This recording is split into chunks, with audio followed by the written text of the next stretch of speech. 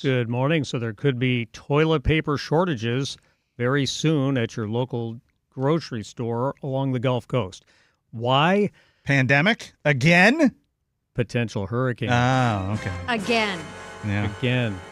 That's right. So the tropics not slowing down despite it being well into November. And, of course, the season officially ends November 30th. But I guess the hurricanes didn't get the memo. No. There's a disturbance that has a very good chance of becoming Tropical Storm Sarah, and models show that it will carry on from the Caribbean into the Gulf, where it will likely strengthen into a hurricane. And many of the models right now show it heading directly for Florida. Exactly where, though, is not known. It could be anywhere along the southern part of the state to the central part of the state, and then all the way up to the Big Bend. Couple of things. I'm off next Friday, so it's not surprising that this is happening. Yeah, you can forget that. It really is every single time. It's hilarious. Off. It's like you make the hurricanes come and bad things happen, because there have been other things that have happened too where somebody needs a day off and then you have to come back in. Yeah, and it's always bad. Yeah, it's always bad news when I take off. So there's that factor in play here. And then, and I think that's the overwhelming factor that's going to decide where this hurricane goes and how big of an impact it is. But then a lot of it's going to depend on whether or not this system, as it develops, if it stays over water in the Caribbean or if it goes a little bit over the Yucatan Peninsula and then into the Gulf. If it does that, it might not be as strong and it might go in a little bit of a different direction. If it stays over the warm water, I mean, there's talk of potentially a major hurricane. That's what some of the models are showing. And really anywhere from the Panhandle all the way down to the Keys, got to be on alert. Tampa Bay area, Miami, Fort Lauderdale, everybody's got to be watching this thing because right now we just don't know where exactly it's going to end up. Yeah, and if you remember Milton, they didn't predict it was going to intensify to a Category 5 when it was out in the open water in the Gulf. So you just don't know how these things are going to develop exactly. But the concern is that, here we are late in the season, and a lot of people may have just thought, well, we had the 2 hurricanes, and we should be done with the season. You don't want to think that way because it's very possible we could be dealing with storm conditions next week. That one storm, that recent storm that ended up in the Gulf, that one was weird because it was supposed to go to like Louisiana, and then it took a hard left turn, and I don't think it went anywhere. Go to Texas, and then it just kind of fizzled out in the middle of the Gulf, which was really weird. I know. It doesn't seem like that's going to happen with this one, though. That would be nice. Yeah, it would. But none of the models show that right now, but it's still a little bit early. I think once this thing does develop into a tropical storm, we'll have a better idea where it's going to go. Right now, it's still pretty disorganized, but it's rapidly intensifying, and that's the concern right now. Florida Senator Marco Rubio expected to be named the next Secretary of State by President-elect Trump. If that happens, the Sunshine State will have an open Senate seat. The 17th Amendment specifies that the governor will appoint a replacement. Now, this is unlike the House, where a special election will be called for the seats that have been plucked by the president and have been left open. Of course, we have that with Michael Waltz. Right. They'll have a special election. Yeah. Not the case with the U.S. Senator. And no question that House seat is going to go to a Republican. That's a very Republican district. But might take time to get someone in place, and with a really slim majority in the House, that's why there's concern if Trump picks anybody else from the House, how that could impact House Republicans and their governing majority moving forward.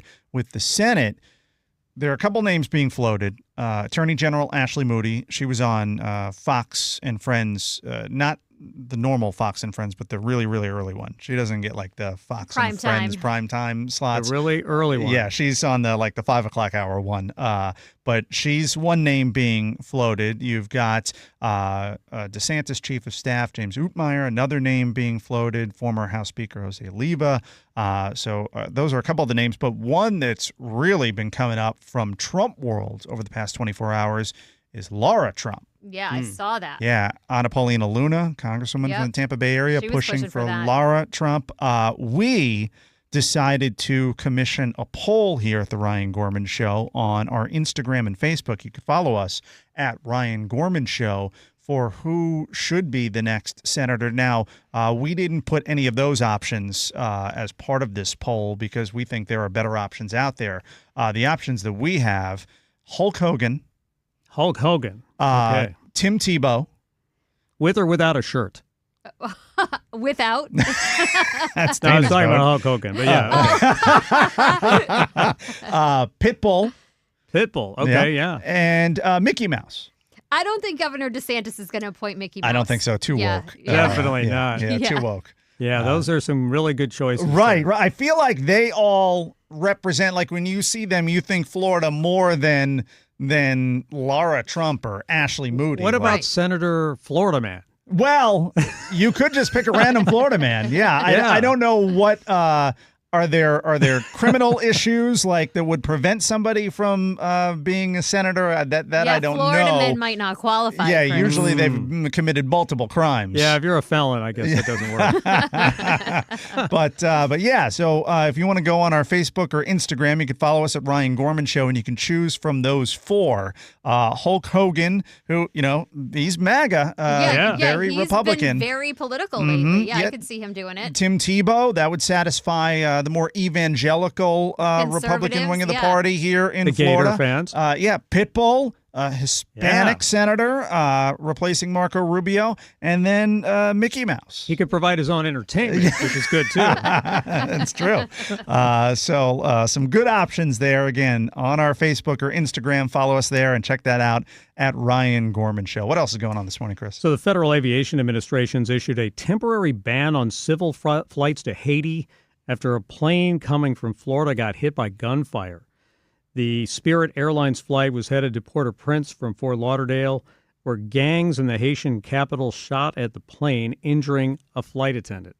There was also a flight from JetBlue that flew back to New York, and they found out up there that the plane had been hit. And then there was an American Airlines flight that went to Miami that had also found gunshots on the side of the plane. And so American Airlines is banning any flights from their service until February. So obviously a lot of concern, and it makes sense that they would prevent any more danger to the planes or the passengers. What are they, just firing guns up in the air? And well, that's exactly what they're doing. Unbelievable. I bet some of the passengers probably thought when they first, if they heard the gunshots hit, they probably thought, oh my God, a passenger and a flight attendant, they're getting into it here on the plane. Right, that's usually what happens. But no, did you see the pictures? Like there's just, you can see the big gun, bullet the bullet holes. Yeah, it's insane. Luckily, nobody got hit.